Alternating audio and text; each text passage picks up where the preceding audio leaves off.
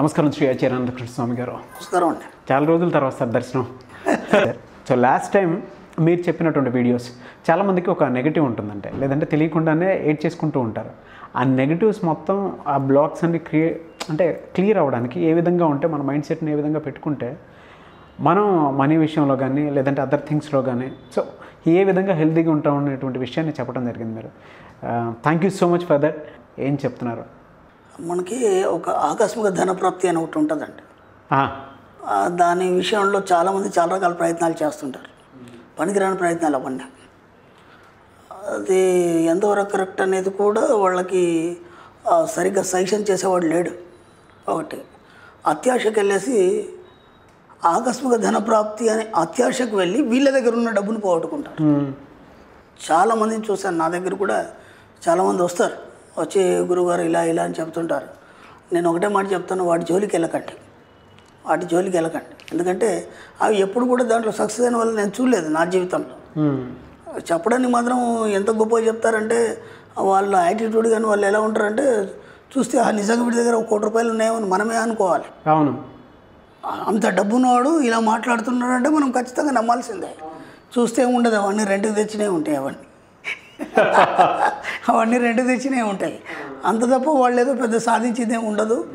ఇంకా నాకు బాధాకరమైన విషయం ఏంటంటే అప్పుడు ఒక కుర్రాళ్ళు ఉన్నారంటే వాళ్ళకి తెలియదు, వాళ్ళు ఏదో ప్రయత్నం చేయడంలో వాళ్ళు ఒక ముందుకెళ్ళడానికి ప్రయత్నం చేస్తున్నారు. కానీ ఇక్కడ నా దగ్గరకు వచ్చేవాళ్ళు ఏంటంటే వయసు ఎక్కువ ఉన్నవాళ్ళు, చాలా అనుభవం ఉన్నవాళ్ళు, దాదాపు 40-50 సంవత్సరాలు. అంటే అట్లాంటి ఫీల్డ్లో వాళ్ళు ఉన్నారు, దాదాపు ఒక 15-20 సంవత్సరాల నుంచి ఉన్నారు ఆ ఫీల్డ్లో. మనం ఏం చేయాలంటే మన జీవితంలో ఏ విషయమైనా సరే ఒక కొత్త విషయాన్ని పట్టుకున్నప్పుడు జస్ట్ ఒక 6 నెలలు అంటే ఒక 6 నెలలు గట్టిగా దాన్ని ప్రయత్నం చేయాలి. అది రాలేదంటే వదిలిపెట్టేయాలి, ఇంకా దాన్ని పట్టుకొని కూర్చోవద్దు. ఎందుకంటే దానికి ఒక పీరియడ్ అనేది ఎలా ఉంటుందంటే దాంట్లో నీకు మొత్తం అర్థమైపోతాయి ఆ 6 మంత్స్లో. ఇప్పుడు మన సబ్జెక్టు కూడా నేను ఎన్నోసార్లు చెప్పాను, మన క్లాస్కి వచ్చారు, సబ్జెక్ట్ని ఫాలో అవుతున్నారు, సక్సెస్ అయినారా దాన్ని పట్టుకోండి, ఓకే, కాలేదా వదిలిపెట్టండి, ఇంకేదైనా ఉంటే దానికి వెళ్ళిపోండి అంతే. నేను దీంట్లో సక్సెస్ అవుతారని గ్యారంటీ ఇవ్వలేదు. ఎందుకంటే ఏదైనా మనకి ఎక్కే వరకే, ఎక్కిందంటే 1 నిమిషంలో కూడా సక్సెస్ అయిపోతాడు అంతే మనిషి. సక్సెస్ అయిన వాళ్ళు ఉన్నారు, సక్సెస్ కాని వాళ్ళు కూడా ఉన్నారు. కానీ వీళ్ళు ఏంటంటే వాడు సక్సెస్ కాకపోయినా సక్సెస్ అవుతాననే నమ్మకంతో దాన్ని సాగతీస్తూ సంవత్సరాల తరబడి వాళ్ళ జీవితాన్ని, డబ్బుని, సమయాన్ని అంతా వృధా చేసుకుంటున్నారు.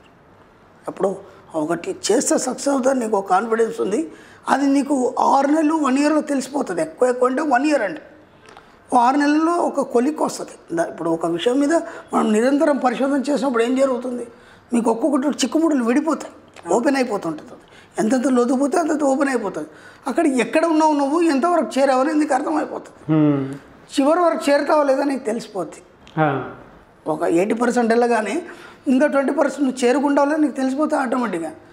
నువ్వు చేరవని తెలిసిన తర్వాత సైలెంట్ అయిపోయి వెనక్కి వచ్చి వేరే పని మీద పడడం బెస్ట్. ఎందుకంటే కనీసం వేరే దాంట్లో నా సక్సెస్ అవుతావు. అది సక్సెస్ కావని తెలిసి కూడా సక్సెస్ అయితేనేమో అనే ఆశతోని అనవసరంగా టైం వేస్ట్ చేసుకొని, డబ్బు వేస్ట్ చేసుకొని, సంవత్సరాల తరబడి భార్య పిల్లలకు దూరం అయిపోయి, అప్పులు అయిపోయి, ఎవరికి కనిపించకుండా పారిపోయి జీవితాన్ని అంత భయంకరంగా తయారు చేసుకుంటున్నారు. కాబట్టి ఆకస్మిక ధనప్రాప్తి ఎలా ఉంటుంది నేను చెప్తాను. ఓకే, ఒక ఎగ్జాంపుల్ చెప్తాను. నా దగ్గర ఒక క్యాండిడేట్ వచ్చింది, ఎడ్యుకేటెడ్ కాదు, అన్ఎడ్యుకేటెడ్. నా క్లాస్కి వచ్చిందంట, నాకు తెలియదు. నా క్లాస్కి వచ్చింది. విచిత్రం ఏంటంటే నేను ఇంతకుముందు కూడా చెప్పాను, భక్త గణప ఉన్నాడు, అతనికి శాస్త్రాలు తెలియదు, ఏం తెలియదు, మూఢ భక్తి, దాంతో ఈజీగా ఆయన శివుని సాధించాడు. కానీ ఒక పండితుడు ఉన్నాడు, ఒక గొప్ప విద్వాంసుడు ఉన్నాడు, లేకపోతే ఏదో ఉన్నాడు, లేకపోతే శాస్త్రం తెలిసిన పండితుడు ఉన్నాడు. అతను ఏం చేస్తాడు, ప్రతిదీ శాస్త్రరీతినే పోవాలని చూస్తాడు, దాంట్లో టైం చాలా తీసుకుంటాడు. ఇప్పుడు ఈ మూఢభక్తితో తొందరగా పని అయిపోద్ది, దాంట్లో ఎక్కువ టైం తీసుకుంటాడు. అలాగే ఆమె అన్ఎడ్యుకేటెడ్, అసలు చదువు రాదు. ఆ క్లాస్కి వచ్చేప్పుడే మా వాళ్ళకి కాల్ చేసింది, ఏమండి రావచ్చా, నాకు చదువు రాదు రాయటానికి, మీకు అర్థమైతే ఓకేనమ్మా, వీలైతే రండి, లేకపోతే లేదని చెప్పారు. అర్థం చేసుకుందామని వచ్చింది. ఆమె ఒక 2 పాయింట్లు పట్టుకుంది. 2 పాయింట్లు పట్టుకొని నేనేం చెప్తానంటే ఒక వర్డ్ చెప్తాను మన సబ్జెక్ట్లో, ఒక అఫర్మేషన్ ఏంటంటే expected money, unexpected money comes to me easily. అంటే మీరు ఊహించింది ఊహించని విధంగా ఈ 2 రకాలుగా చాలా సులభంగా డబ్బు నా దగ్గరకు వచ్చినందుకు విశ్వానికి కృతజ్ఞత. ఓకే, ఎంత బాగుంది ఇది అఫర్మేషన్. నువ్వు ఏదైతే పదే పదే చెప్తావో అది సాధ్యమవుతుందని మన సబ్జెక్టులో చెప్పుకున్నాం. ఈమెకి అది అర్థమైంది. అంటే తెలుగులో చెప్తాం, మనం ఊహించేంత ఏదైతే అదొకటే పట్టుకుంది ఆమె. ఎందుకంటే ఆమెకి ఏదో అవసరం వచ్చి ఒక 5 లక్షలు అవసరం ఉంది, ఒక 5 lakhs ఆమెకు అవసరం ఉంది. ఆమె ఇంకేమీ చేయలేదు, ఎలాంటి క్లాస్లో చెప్పినటువంటి ఎలాంటి అఫర్మేషన్స్ కానీ ఏ రూల్స్ కానీ ఏమీ పాటించలేదు. ఆమెకి ఒకటే ఏం కావాలి, ఆ 5 లక్షలు నేను ఆ టైం లోపల నేను పే చేయాలి, ఇంకా 2 months ఉంది. ఓకే, ఎలా పే చేయాలి, ఇన్కమ్ సోర్స్ ఏందనేది ఆమెకి ఏం తెలియదు. విచిత్రం చూడండి. అలాగని ఎడ్యుకేటెడ్ కాదు, ఇంకేమైనా మనం బుక్స్ చదువుదాము, ఇంకేమైనా రిఫరెన్స్ చేద్దాము, ఈ సబ్జెక్ట్ మీద ఇంకా డెప్త్గా పోదాం, ఏం తెలియదు. ఆమెకు ఒకటే మైండ్ ఎక్కింది, ఊహించని విధంగా డబ్బు నా చేతికి సులభంగా అందినందుకు విశ్వానికి కృతజ్ఞత. అదొకటే పట్టుకుందా. నా దగ్గరకు వచ్చింది, మళ్ళీ అపాయింట్మెంట్ కోసం నా దగ్గరకు వచ్చింది. అప్పుడు ఆమె చెప్పింది, గురుగారు ఎక్సలెంట్ అండి సబ్జెక్టు, నేను పలానా డేట్లో వచ్చాను క్లాస్కి, అసలు నేను ఊహించలేదు, నాకు డబ్బు ఎలా వస్తుంది, ఇంకా 2 months టైం ఉంది, నేను ఖచ్చితంగా కట్టాలి. నేను ఎవరిని అడగలేదు, ఎందుకంటే అడిగితే ఇచ్చే ఇది కూడా లేదు, ఎందుకంటే నేను మళ్ళీ తిరిగి చెల్లించలేని స్థితి.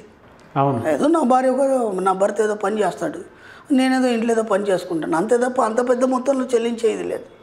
అలా ఆలోచిస్తున్నాను. ఇంకొక వారం రోజులు ఉంది, సరిగ్గా కరోనా వచ్చింది.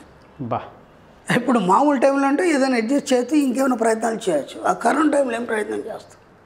ఓకే, అర్థం కాలేదు. కరోనా వచ్చి వారం రోజులు అయింది, అనుకోకుండా మా బ్రదర్ వచ్చాడు మా ఇంటికి.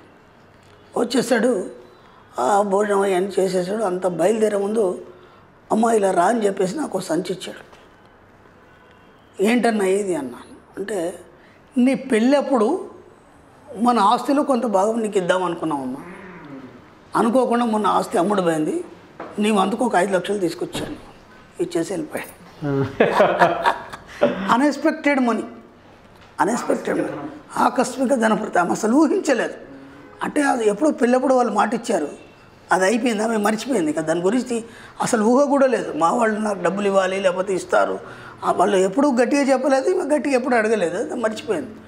కానీ సరిగ్గా ఆమె సమయానికి అఫర్మేషన్ అనేది పదే చెప్పడం వల్ల ఏమైంది, అనుకోకుండా ఆ విషయం ఏం చేస్తుందంటే డిజైన్ తయారు చేస్తుంది. మనం ఏదైతే అఫర్మేషన్ చెప్తామో అది డిజైన్ తయారు చేసి ఏం చేసింది, కరెక్ట్ ఆ సమయానికి 1 week ఉండగా తగ్గిమని 5 లక్షలు తీసుకొచ్చేసి, అది ఆకస్మిక ధన ప్రాప్తి. ఎలా వస్తుంది మీకు తెలియదు. ఉన్న పొలంగా ఏమవుతుంది, ఒక కంపెనీలో మీరు పని చేస్తారు, ఉన్న పొలంగా బోనస్ వచ్చేస్తుంది.